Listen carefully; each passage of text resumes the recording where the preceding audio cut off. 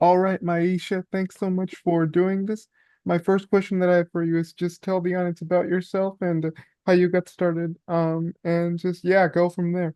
Okay, great. Hi, my name is Myisha Battle. I'm a sex and dating coach, and I'm based in San Francisco, California. I began coaching almost 10 years ago. I received training from Sex Coach U, and prior to that, I got my master's degree in psychology from the New School in New York. So I've been working directly with clients of all different types of backgrounds to basically help them understand their sexualities better, to date with more confidence, and to really tackle the challenges that they're experiencing in their intimate lives. I see individual clients as well as couples. hmm So, what do you guys talk about? What do you do as a sex and dating coach? What goes in each of the sessions that you do with clients? Yeah, so working with individuals, I typically work with clients who are looking for partners. And because I was seeing a lot of people with a lot of the same concerns, and I was working with them in a specific way, I decided actually to write a book about dating, about modern dating, and how to approach dating more confidently. That book is called This Is Supposed to Be Fun: How to Find Joy in Hooking Up, Settling Down, and Everything in Between. And I really wanted it to be open to all different types of people. I was hoping that people would find a little piece of advice that could transform their dating lives as well as their sex lives. To me, sex and dating go hand in hand because so many people date in order to find partners that they eventually want to have sex with, right? hmm So, even though my training is as a sex coach, this dating component was really, really strong early on in my practice. And that's what really led me to write the book. But I also work with individuals who are part of a partnership. So instead of working with them as a couple, I'll work with one partner. That actually does have an impact in helping them focus on what they want in their partnerships and then take that information and apply it into their relationship. And then when I work with clients who are coupled, I'm seeing issues related to mismatched desire, libido issues, communication issues, oftentimes. So, really just giving each part of the couple the opportunity to express what it is that they want to say, because sexuality is such a charged topic, and most of us are not given a lot of space to learn about it or to practice communicating about it. So, a lot of my client sessions, whether it's individuals or couples, is just giving them space to say things that they need to say. hmm a lot of oftentimes, there's it's becoming more common now where like people to find a certain partner, they rely on dating apps, right? So it's becoming more common because I wonder, why that is. Is it loneliness? Why is it that people tend to use those more than just more organically? Yeah. Well, it's really interesting because we're in the middle of a loneliness epidemic. And this is something that has been stated by a previous Surgeon General. But the correlation between dating apps and loneliness, I think, is kind of like the rise of dating apps has actually coincided with the rise in loneliness, which is an interesting thing to really think about. The more we've relied on technological interventions to help us find partners, I think the more people have felt, more isolated. And that extends also to other types of communities too. So many of the ways that we used to gather naturally, we just don't have access to that anymore. And some of that is actually a good thing. Like we can find niche communities online that we maybe could never have found in person. But what that means is often a lot of people are turning to these online communities, online forums, online and app-based dating, and not having in-person experiences. So one of the challenges that I see with my clients who are using dating apps is they're just so tired of swiping around and matching with people, talking, and then nothing materializing. I think there's a lot of people who feel like they're engaging with people who aren't ready to move interactions into in-person, face-to-face meetings. And I think that that's largely due to maybe a deterioration or a lessening of our ability to be uncomfortable with meeting new people in real life. So I have really seen a call for dating apps to be less about the way that you meet people directly, because those interactions can tend to get stuck in an online capacity, to can we use dating apps to like bring people together in groups or facilitate the actual meeting of people in person. There's a lot of different ways to think about this, but the current tech that we have right now, a lot of people are really unhappy with it. And as I said before, we're still facing a loneliness epidemic. Yeah, because when you're on a dating app, people are basically looking for different things. The person has to have a lot of money, the person has to have good education, really built, really fit, all those kinds of things. But I just feel like it's kind of messed up, like people don't know what they want, I guess. Yeah, yeah, you've touched on a couple things that I think are really important.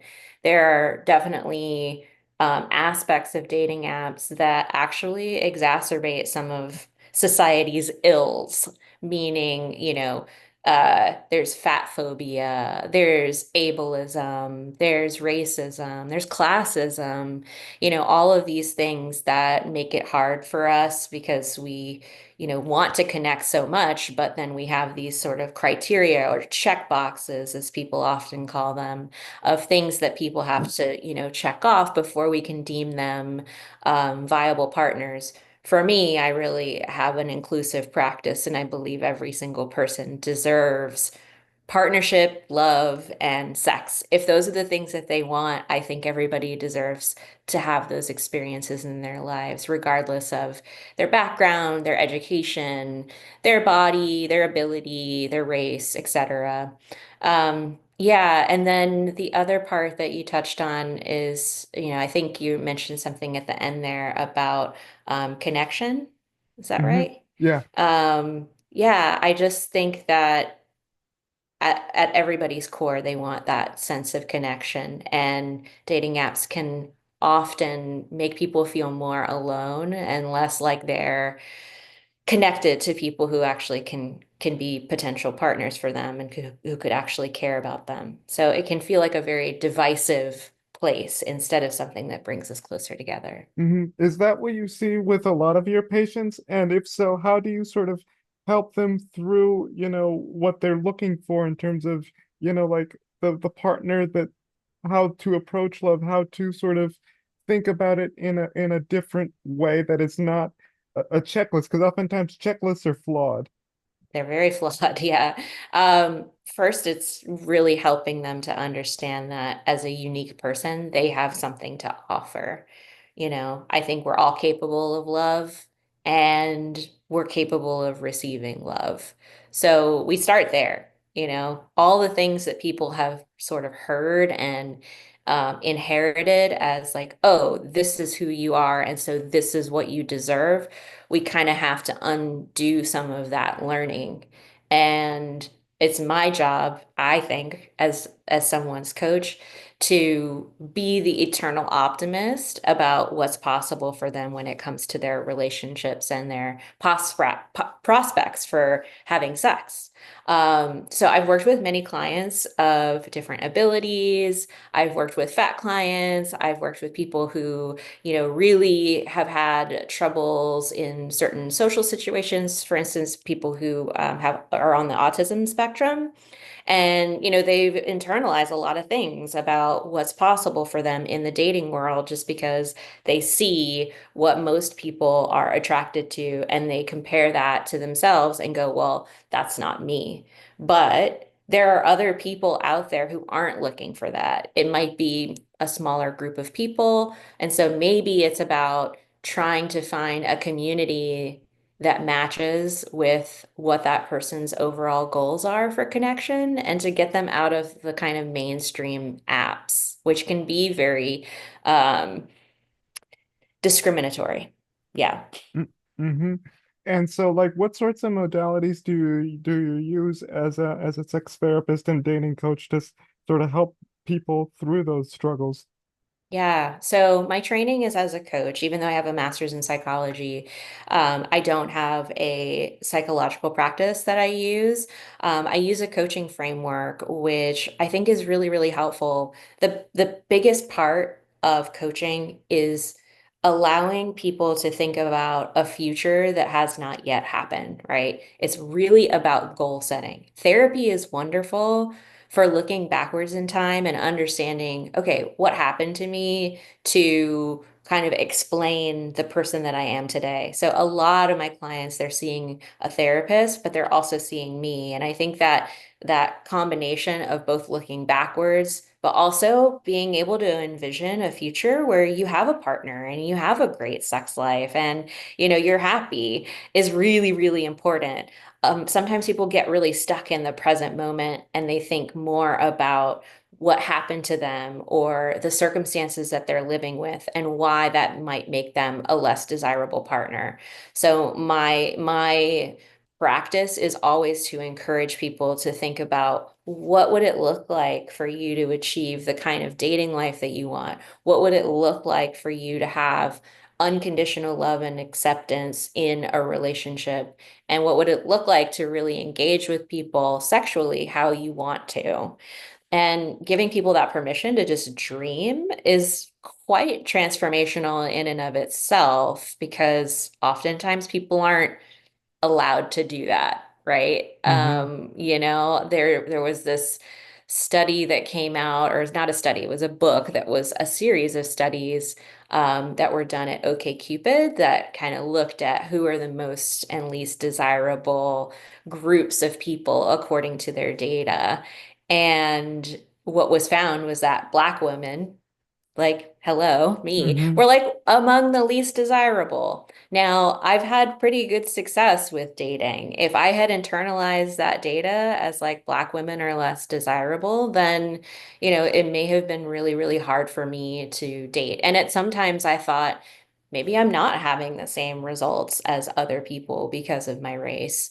But I do think that it's important to be able to envision for oneself, like, what does success actually look like for me? What do I want in my life? And, screw the data. There's going to be someone for me. Hmm. And so let's talk a little bit about the book. What made you write it, and what's sort of the take-home message? Yeah, the take-home message is that dating right now is hard. Hmm. Yeah. Honestly, I start the book just being like, hey, welcome. Like, if you're here, it means you know that things are hard out there and that you might feel alone. And one of the big goals for me was to make people that I didn't necessarily reach through my private practice, I could reach them on a larger scale to make them feel less alone in the dating process. So that really was the overarching goal. And then why I wrote the book was because after a while, several years of working directly with clients who were using specifically dating apps and trying to navigate them and, having very specific or niche needs, I realized, hey, I've kind of developed a way that I work with clients. I could put those steps and those processes in a book that could help people, do this on their own. And the beautiful part of that is that people have certainly gone through the book and taken, useful advice and been able to make the dating process a little bit easier.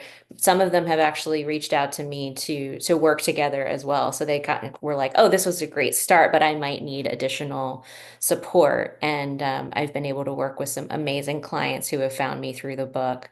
But yeah, that wasn't the exact intention, but initially I really wanted people to feel less alone and to feel like there were actionable steps. That's another part of coaching is that in addition to goal setting, we're not just letting you have a goal and that's it. There are action steps that you can take and to feel like you're moving in the direction of your goal, if not achieving everything. Hmm. My next question is, what sorts of things have you learned in doing this in doing this work? Is there anything that you sort of take away? Yes, I have seen so many success stories over the years that have surprised me. I know how much it takes because I've dated myself. I know how much it takes to just keep putting yourself out there over and over and over again. So I'm always impressed by people who are willing to go through this process, um, dust themselves off when they get rejected or have a bad date or an awkward sexual experience, and then, decide to keep going. It's really, I see so many people being vulnerable, being open, being loving towards one another. Even though the dating world is hard, there are a lot of really good people out there. I think that's actually something that we don't hear enough about is the positive stories of finding connection and moving into relationships that are really beautiful. And I think it's the gift of my job to be able to see that happen time and time again. Is there anything that you would like to learn in terms of something new or like and are you curious about learning something new or what's on your bucket list? Always, always. I am a perpetual student of sex. Even though I've been doing this work for almost a decade, there's still so much I don't know about sex, and that should tell you everything because I've been studying sex since I was an undergrad.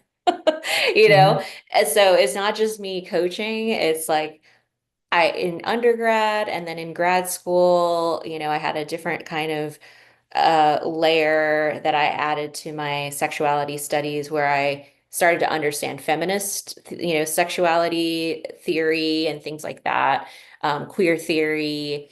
And then just as I get exposed to different types of clients, I'm always trying to understand them better. So a great example of this is I just did some group coaching for women, and we were talking about sexual identity and how there are just so many words for sexual identity now.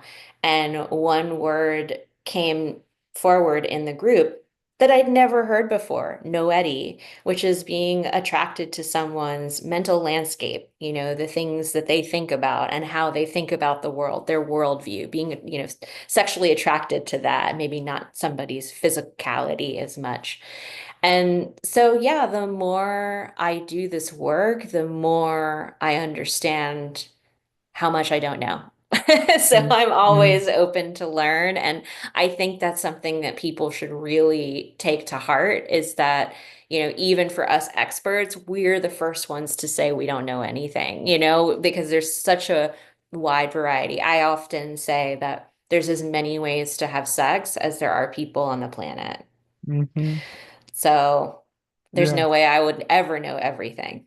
Yeah, because typically when you learn these sorts of taboo topics, you usually start out in high school. I know that Hmm. it was for me. I had to learn all these sorts of topics I've never heard before. So yeah, that's how I got exposed. Yeah. And some people get sex education in this country, in the US, and some people don't. So, you may get out of high school and even throughout college never having had any foundational sex education. And to be fair, we don't even get foundational sex education. Even if you're getting it, usually what we get is pregnancy prevention education and STI prevention, Yeah, right? that's exactly what I learned those topics specifically. So yeah. If I could move on, like, Mhm. what sorts of tips or advice would you give to folks that are wanting to study this particular area of expertise? Oh yeah. It's kind of tricky, but so important to find a program that speaks to you. I know when I went to get my master's in psychology, the idea was that I would potentially go on to become a sex therapist. But I knew going into the program that I wanted to eventually work specifically with people around sexual issues. So what I learned through getting my master's is if I went on to get my PhD in psychology, I'd be learning about so much more, right? I'd be learning about mental illnesses and, different philosophies and theories related to psychology. And as interesting as that is to me, I really wanted to work directly with clients. So there's a number of ways that you can work directly with clients. I highly recommend, finding a program. Sex Coach U, as I mentioned, is the program that I went through, which is an online education program. And it's changed a lot. It's gotten more robust even since I did it over 10 years ago. But there are actually master's programs that you can look into. So you would be looking for Masters of Education in Human Sexuality.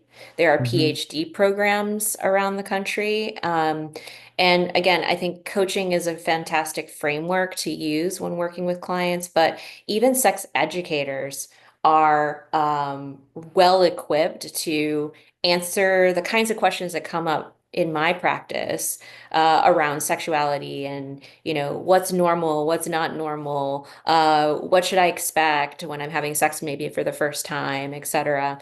So sexuality educators can do a lot as well.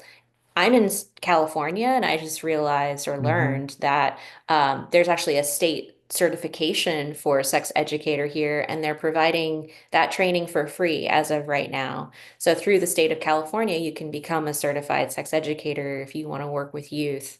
So there's different avenues to pursue this, but I encourage people to kind of look and make sure that it's a program that feels right for you. Hmm. And finally, beyond, your work as a therapist, is there anything that you're doing in terms of talking about this sensitive and taboo subject? Are you doing any talks? Are you doing any panels? What's next for you?